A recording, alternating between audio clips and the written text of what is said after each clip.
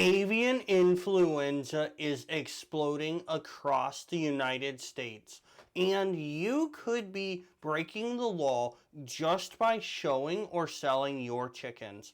Multiple states have already banned poultry events, and yours could be next. Let's take a closer look at what's already happening right now, starting with Ohio, where things have escalated quickly. As of March, the Ohio Department of Agriculture has officially banned all poultry shows, swap meets, live bird sales, and auctions in multiple counties through May 15th. If you were planning to sell chicks, attend poultry swap meets, or show birds this spring, that's all been shut down in those affected areas. So, why has Ohio taken such a drastic action, and what's really driving the decision? Well, Ohio leads the nation in confirmed avian influenza cases, and that number is climbing. And it's no longer just hitting large commercial barns anymore. Backyard flocks have also been affected, with confirmed cases in Butler, Greene,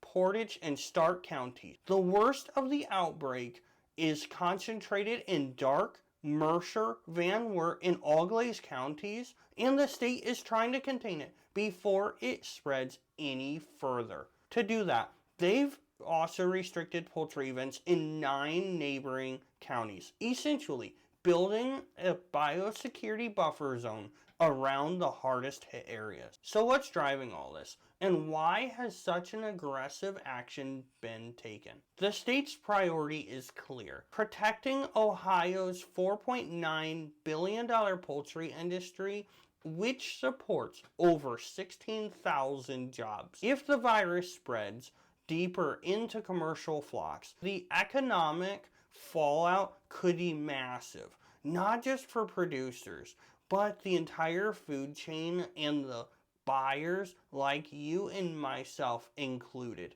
And Ohio isn't the only state acting. California has also banned poultry and dairy cattle shows and sales until the numbers decrease. And West Virginia has paused all poultry events until at least early April. This is turning into a nationwide response. And if you keep birds anywhere in the United States, this is your heads up.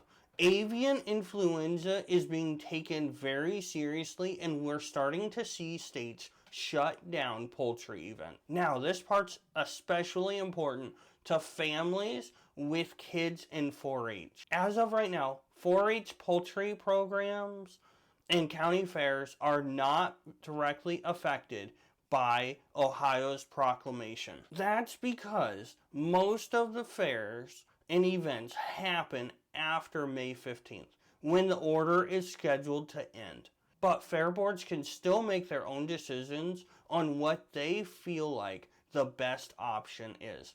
So, if you have poultry that are going to the fair, stay in touch with your local extension office so you can get the latest news that pertains directly to you. Let's talk about what this feels like for the rest of us and how it's affecting backyard chicken owners. I'll be honest, this ban hurts. I raise chickens, but I'm also in a unique spot where I actually own a feed store that depends on people raising chickens and being able to take them to the fair. Some of you guys have kids, or you personally have been working for months on your chickens just to have to wait to see if you can take them to the fair. And those spring poultry shows that you were so excited about may not be happening after all. And it is frustrating. This whole thing is disruptive. For breeders, it can even mean a loss of income. This isn't just a minor bump in the road.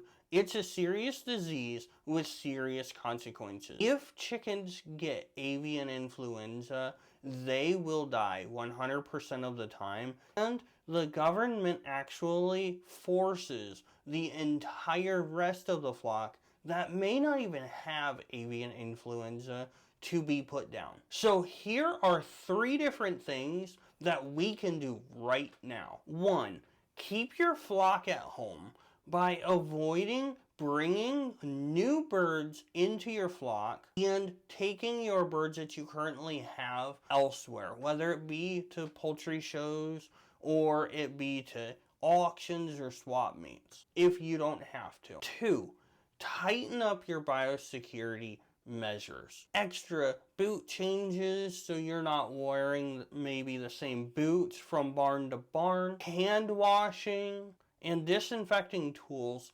every time we're using them. And 3, network now. If you're a small breeder, start making connections online so you're ready for sales after May 15th. People will be looking for birds once the proclamation lifts.